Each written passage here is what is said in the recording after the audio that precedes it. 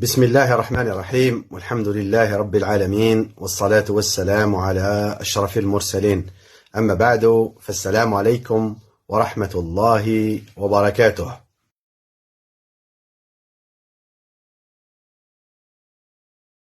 موضوعنا اليوم عقد حفظ الحق وعقد البيع على التصاميم. نحاول من خلال هذا التسجيل أن نعدد الفروق الجوهرية بين هذين العقدين. أولا وقبل كل شيء أقول نظم المشرع الجزائري هذين العقدين في القانون 1104، وهو القانون الذي يحدد القواعد التي تنظم نشاط الترقية العقارية، وعرف عقد حفظ الحق في المادة 27، في حين أنه عرف عقد البيع على التصاميم في المادة 28. ثم بعد ذلك صدر المرسوم التنفيذي 13431 الذي حدد لنا نموذج لعقد حفظ الحق ونموذج لعقد البيع على التصاميم. هذه الفروق الجوهرية الموجودة بين العقدين يمكن إحصاؤها فيما يلي. أولا، من حيث الأطراف.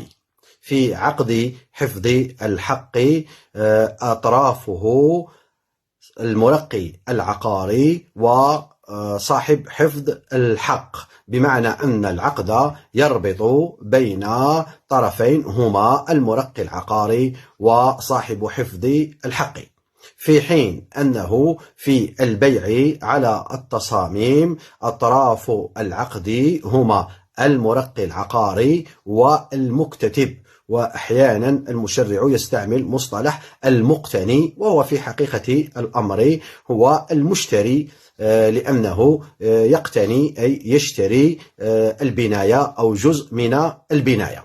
هذا الفرق الأول من حيث الأطراف. الفرق الثاني من حيث تحرير العقد، أو من حيث قواعد تحرير العقد. فبالنسبة لعقد حفظ الحق فهو عقد رسمي، بمعنى أنه يحرر عند الموثق ويسجل، ولكنه معفى من الإشهار العقاري. بالنسبة للرسمية في حقيقة الأمر لم ترد في قانون 1104، وإنما وردت الإشارة إليها في المرسوم التنفيذي رقم 13431، وهو فوق ذلك كما قلنا يسجل، ولكنه معفى من الإشهار العقاري، لأننا سوف نرى أنه لا ينقل الملكية، لهذا أعفاه المشرع من الإشهار العقاري. في حين أن البيع على التصاميم هو عقد رسمي، والرسمية أصلا ورد ذكرها في قانون 1104 في المادة 30، في المادة 4 على ما أعتقد المادة 34، إذ جاء فيها يتم إعداد عقد البيع على التصاميم في الشكل الرسمي، وهو فوق ذلك يسجل ويشهر، أي إشهار العقاري على مستوى المحافظة العقارية. فهو تلاحظون أنه بيع، وسوف نرى إن شاء الله ناقل للملكية، وبالتالي فيستوجب ذلك إشهاره في المحافظة العقارية. هذا هو الفرق الثاني. الفرق الثالث من حيث الطبيعة القانونية. عقد حفظ الحق هو عقد تمهيدي يمهد لإبرام عقد بيع نهائي، وهذا البيع النهائي ليس هو بيع على التصاميم، بمعنى أنه عقد تمهيدي من أجل إبرام بيع نهائي. وهذا العقد التمهيدي كثر الخلاف في تحديده، ولكن أرجح الأقوال أنه من نوع خاص، فهو عقد تمهيدي من عقود نشاط الترقية العقارية، في حين أنه بالنسبة للبيع على التصاميم هو عقد بيع نهائي لا إشكال في ذلك، وإن اختلف الفقهاء في تحديد طبيعته القانونية، والرأي الراجح أنه بيع في صورة حديثة، أي نوع من أنواع البيوع الحديثة، كما يعرف القانون المدني بيع المريض مرض الموت، بيع التركة وغير ذلك من البيوع. فهذه صورة جديدة من صور البيع اصطلح على تسميتها بالبيع على التصاميم. المهم أنه بيع نهائي وليس كعقد حفظ الحق، هو عقد تمهيدي. هذه النقطة الثالثة. النقطة الرابعة من حيث منح القروض، فبالنسبة لعقد حفظ الحق يمكن للمرقي العقاري أن يتحصل على قروض من البنوك أو المؤسسات المالية. يفهم ذلك بمفهوم المخالفة من المادة 36 من قانون 1104، لأن هذه المادة تنص: لا يمكن إبرام عقد البيع على التصاميم المنصوص عليه في المادة 28 أعلى عندما يلجأ المرقي العقاري لاستعمال قروض تخصص لتمويل البناء. وقد قل نظري لهذا، لا أنظر جيدا للقانون. فبالنسبة لعقد حفظ الحق بمفهوم المخالفة أنه يمكن للمرقي أن يتحصل على قروض من البنوك والمؤسسات المالية، في حين أنه بصريح نص المادة 36 من القانون 1104 لا يمكن للمرقي العقاري أن يتحصل على قرض أو قروض من البنوك أو المؤسسات المالية في إطار كما قلنا في البيع على التصاميم، لسبب بسيط، وهو أن المكتتبين يدفعون أقساطا ومن ثم فإن على المرقي العقاري أن لا يلجأ إلى القروض، وإنما عليه أن يستعمل هذه الأقساط في الشروع في البناء وإنجاز البناية. إذن هذا الفرق الرابع من حيث القروض. الفرق الخامس من حيث نقل الملكية. بالنسبة لعقد حفظ الحق فهو عقد كما قلنا عقد تمهيدي لإبرام بيع نهائي، وما دام أنه عقد تمهيدي فبداهة فهو عقد غير ناقل للملكية. وما يدل على ذلك أكثر فأكثر أن المشرع قد أعفاه من الإشهار العقاري بصريح العبارة كما ورد ذلك في المرسوم التنفيذي رقم 13431، في حين أنه بالنسبة لعقد البيع على التصاميم بداهة هو عقد ناقل للملكية، لأنه عقد بيع، والبيع هو من العقود الناقلة الملكية. وقد عرف المشرع البيع في القواعد العامة في القانون المدني في المادة 358 على أنه عقد يلتزم بمقتضاه البائع أن ينقل ملكية شيء أو حقا ماليا آخر إلى المشتري مقابل ثمن نقدي. إذن هذا هو الفرق الخامس. الفرق السادس من حيث الالتزامات، ونبدأ بالالتزامات المرقي. فمن حيث التزامات المرقي بالنسبة لعقد حفظ الحق يلتزم المرقي بأن يخصص البناية أو جزء من البناية لصاحب حفظ الحق.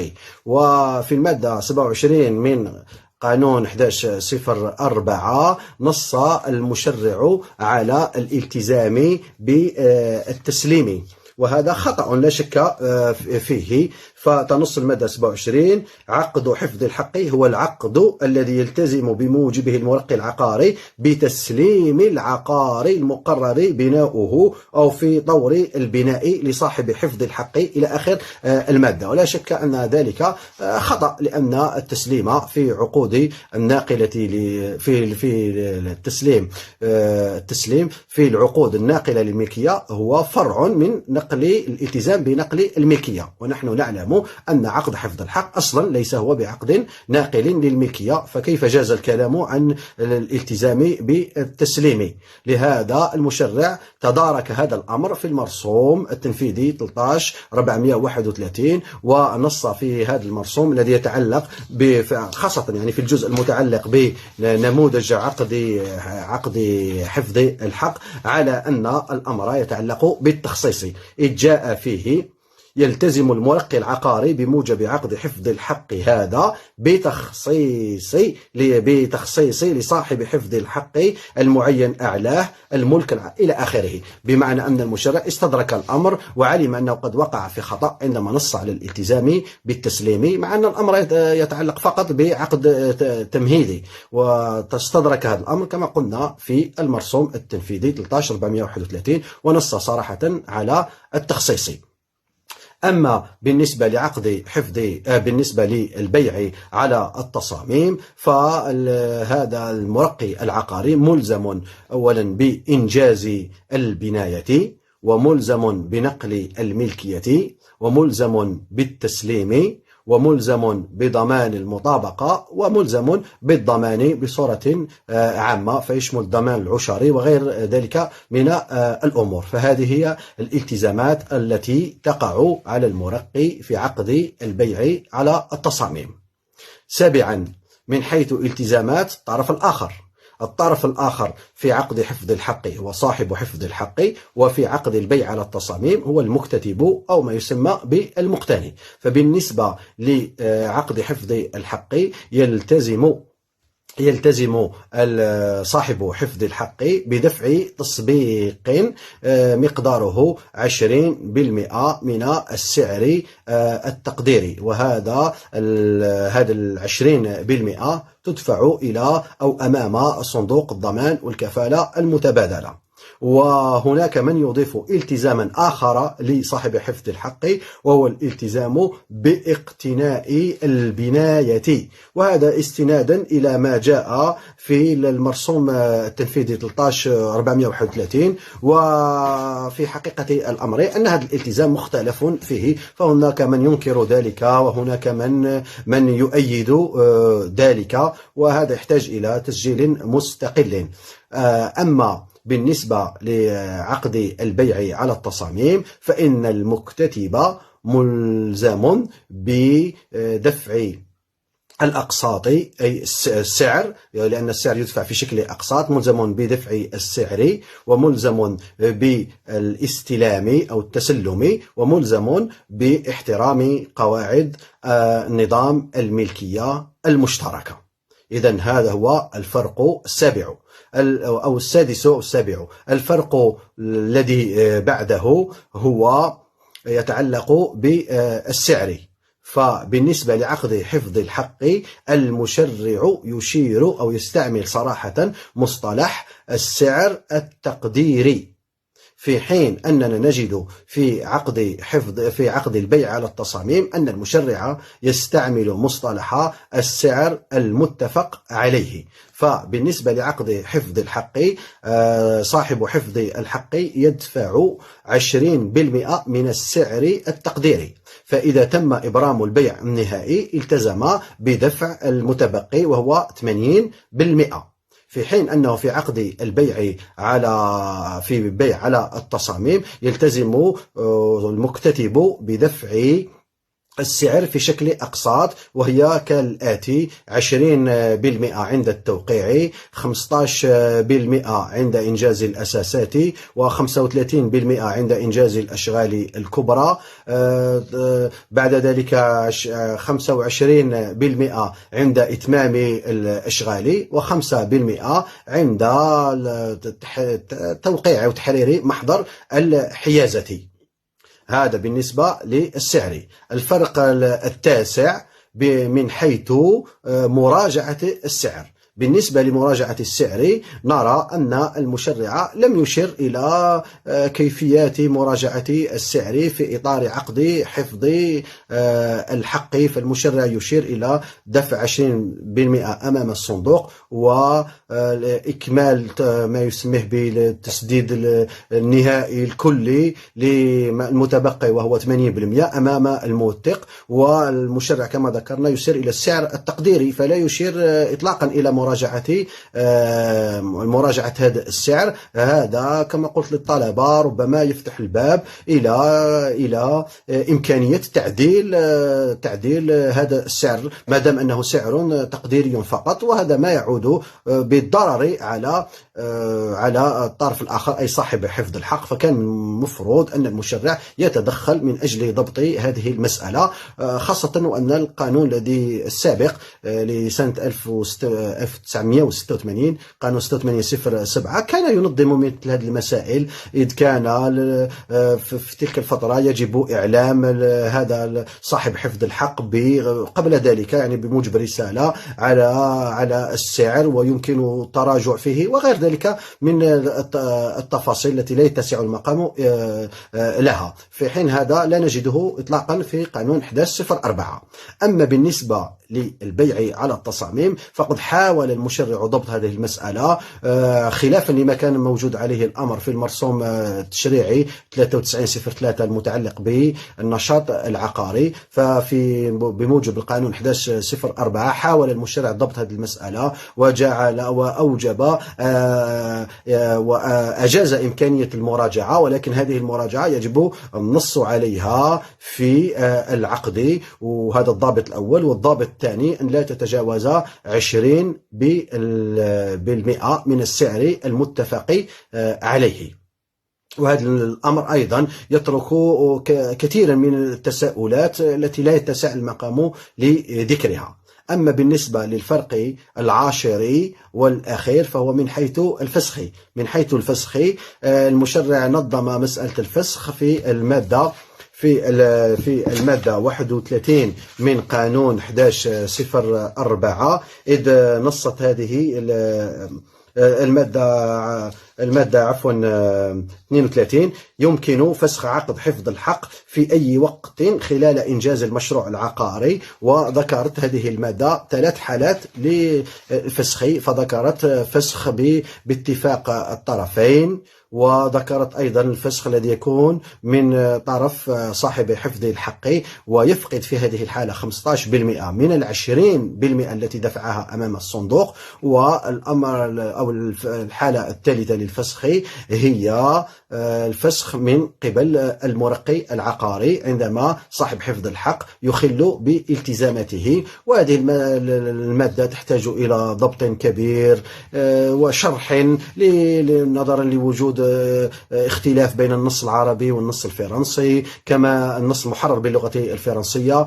وأيضا المشرع يستعمل الفسخ مع أننا في بعض الحالات لا نكون أمام فسخ، مثلا في الحالة الأولى عندما يشير إلى أنه بطلب من أحد الطرفين مع قبول الطرف الآخر. ففي حقيقة الأمر نحن أمام نقض للعقد باتفاق الطرفين، ولسنا أمام فسخ، أمام نقض بالاتفاق الطرفين كما يسمى في الفقه الإسلامي بالإقالة أو التقايل، بل هو ما وردت إليه الإشارة في المادة 106 من القانون المدني. العقد شريعة المتعاقدين لا يجوز نقضه إلا باتفاق الطرفين، فهذا اتفاق على نقض العقد ولا يسمى فسخا، لأن الفسخ كما هو معلوم في المادة 119 من القانون المدني جوهره وعدم تنفيذ الالتزام، ولسنا في هذه الحالة أمام عدم تنفيذ الالتزام، وإنما أمام نقض بالإرادة بالاتفاق. كما أن الحالة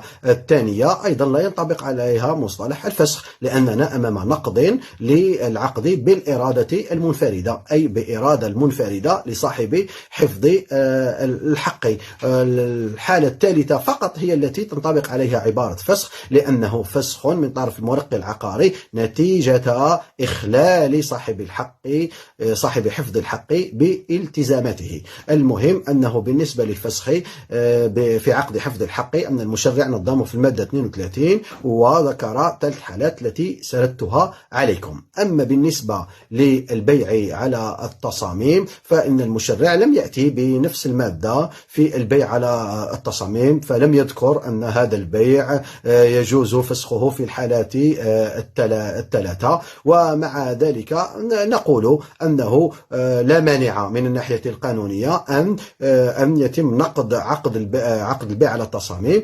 باتفاق الطرفين، فالعقد شريعة المتعاقدين لا يجوز نقضه إلا باتفاق الطرفين، كما أنه يجوز فسخ العقد إذا أخل أحد الطرفين بالتزاماته طبقا للقواعد العامة. ولكن الذي لا يجوز قانونا هو نقض العقد بالإرادة المنفردة، لأنه نقض العقد بالإرادة المنفردة لا يكون إلا بنص في القانون. فالمادة 106 من القانون المدني تنص على أن العقد شريعة المتعاقدين لا يجوز نقضه ولا تعديله إلا باتفاق الطرفين أو للأسباب التي يقرها القانون. والبيع على التصاميم المشرع نظم أحواله في المادة 53 إذ أوجب إرسال الإعذار الأول ثم الإعذار الثاني، إذ تنص هذه المادة يتعين على المكتتب في عقد البيع على التصاميم دفع التسديدات التي تقع على عاتقه في الأجال المنصوص عليها. في حالة عدم التسديد يحتفظ المرقي بحق توقيع عقوبة إلى آخره. ثم نص الفقرة الثانية يترتب على عدم تسديد دفعتين متتاليتين فسخ العقد بحكم القانون بعد إعذارين مدة كل واحد منهما 15 يوما يبلغان عن طريق المحضر القضائي ولم يتم الرد عليهما. فالمشرع بالنسبة للفسخ أتى بأحكام خاصة خرج فيها على القواعد العامة. هذا بصورة إجمالية ما أحصيته وما عددته من خلال تدريسي لهذا المقياس عقد الترقية العقارية، فوجدت أن عقد حفظ الحق يتميز عن عقد البيع على التصاميم من 10 أوجه هي التي ذكرتها، من حيث الأطراف، من حيث تحرير العقد، من حيث الطبيعة القانونية، من حيث منح القروض، من حيث نقل الملكية، من حيث التزامات المرقي العقاري، من حيث التزامات الطرف الآخر، من حيث السعر، ومن حيث مراجعة السعر، ومن حيث الفسخ. شكرا وبارك الله فيكم.